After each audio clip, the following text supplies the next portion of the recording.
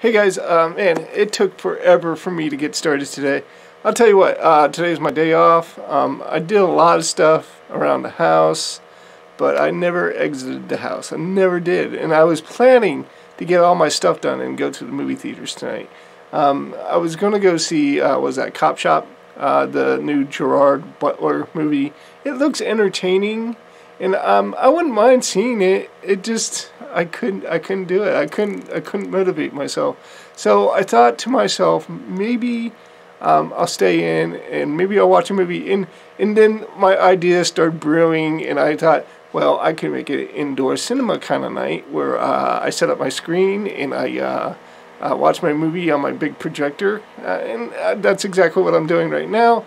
But I didn't realize it's been a while since I set that up, so I had to set up my streaming device to it, and that took forever. But hey, you guys don't care about that. You care about the movie I'm going to watch tonight. And here's a movie that I was kind of interested in. I'm going to watch Kate on Netflix tonight, and then I'm going to tell you what I think about it after I get done watching the movie. But the reason why I'm really interested in watching Kate, not to sound like a creepy old man, but I do have a celebrity crush on the Mary Elizabeth Winstead. I think she's a beautiful young lady, and she's been in some products that, although they're not the greatest movies in the world, they are kind of some of my personal favorites. I did like Sky High, the first movie I remember her in. And a lot of those, the alumni from that movie, a lot of the actors and actresses from that movie went on to do like a lot of things, like The Flash, the TV show The Flash.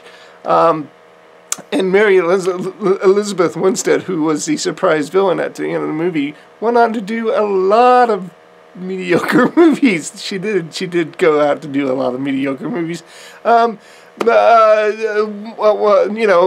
Just off the top of my head, it was like Final Destination 3 she was in. She was in, what else was she in? She was in the remake of The Thing. No, I'm sorry, the prequel to The Thing. It was not good. She was in a bunch of movies. She was in Birds of Prey. Like I said, a lot of mediocre movies. And I think she is... she was also, like, she played John McClane's daughter in one of the Die Hard movies. And she jumped on in that franchise at the time when it started really sucking. It really kind of sucked.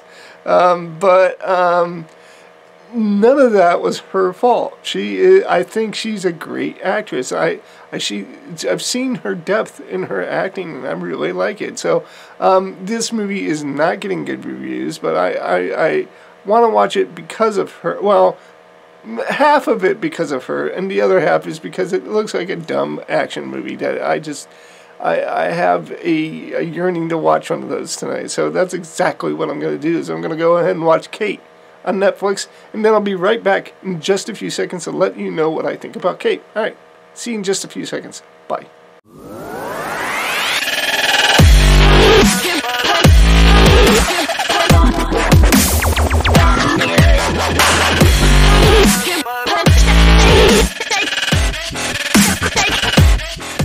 Hey guys, I just got done watching the movie. The premise of the movie, which is we have Kate.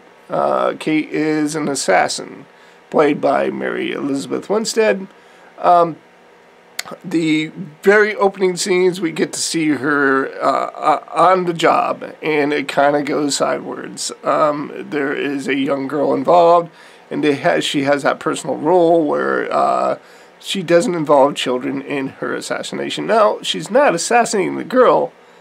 She's assassinating her uncle or something like that, but at the same time, that's something that she does. That's her own personal moral role, is that she doesn't involve children into her in her job. We move ahead in time. She meets this guy at the bar. This guy poisons her with this irradiated drink, and she is told by a doctor later, after passing out, that she's got like 14 hours to live or something like that. And that is your elevator pitch for this movie.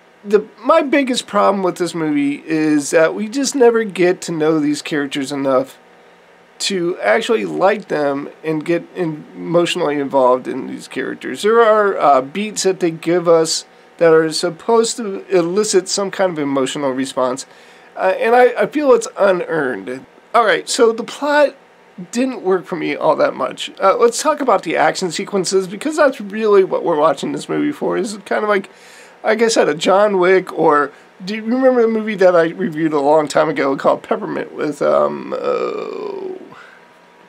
Jennifer Gardner? It kind of was the same thing as this. It was situations we really didn't get to find out. Jennifer Gardner's character played kind of an assassin as well, and we didn't learn about her character, and we there were emotional beats that were given to us, but at the same time we really didn't feel that attachment to that character. So like it really, that movie was kind of meaningless to the viewer, and that's basically what I'm saying about this movie right here. Just like Peppermint, the action sequences in that movie as well, I mean, they were fun in Peppermint and also in this movie as well, but they were not spectacular. And I mean, there were a few scenes that I enjoyed, but only mildly. There weren't anything that really inspired me to say they were great. They weren't John Wick level, is what I'm trying to say. Now, there were certain scenes I enjoyed the directing in. There was a car chase scene that was shot really low to the ground, and that kind of made the viewers feel the speed of it, and I enjoyed that. Some of the action sequences. There was one where she flips over the guy, and they flip the camera 180 to follow the action. That was kind of cool as well. But as far as that goes, I think this movie suffered from boring characters, characters that were not played well, and just emotional detachment from the plot. The action sequences were just not slick enough for us to forgive any of the negatives in this movie. Therefore, 75% is about the best I'm going to give this movie. I enjoyed seeing Mary Elizabeth Winstead. I think she is a great actress, and I think she's a lot better than any of the roles that she's gotten so far. And I'm waiting for her to find that one definitive role that will actually put her on the map and actually get her better parts in these movies. But until then, we're going to have to suffer these mediocre movies with her in it. Oh, I do. There is one last thing, and it has nothing to do about the movie. Well, it kind of does, but not purposely to do with the movie. I did like some of the art direction of the movie, for the certain fact that it takes place in Japan. So a lot of the graphics are in either hiragana or katakana, and you may or may not know, but I am like 3.5 years into Duolingo. I know just enough Japanese to be like, ooh, I know that word. Ooh, I know that word. In fact, I was watching the translation on the bottom of the subtitles, and because of the subtitles, I'm like, oh, that makes sense. Yeah, now I can understand what they're saying. I still, 3.5 years, I still can't understand what they're saying. But I'll tell you what, when she spoke her lines in Japanese, she Americanized them enough for me to actually understand what she was saying. But when the true Japanese actors were talking, they talk way too fast and I didn't understand it. But I did enjoy the art direction in that. It was cool. That's all I want to say. Alright, so hey guys, again, other than that, guys, I just want to wish everybody peace. Montane. I will talk to you guys later, and goodbye.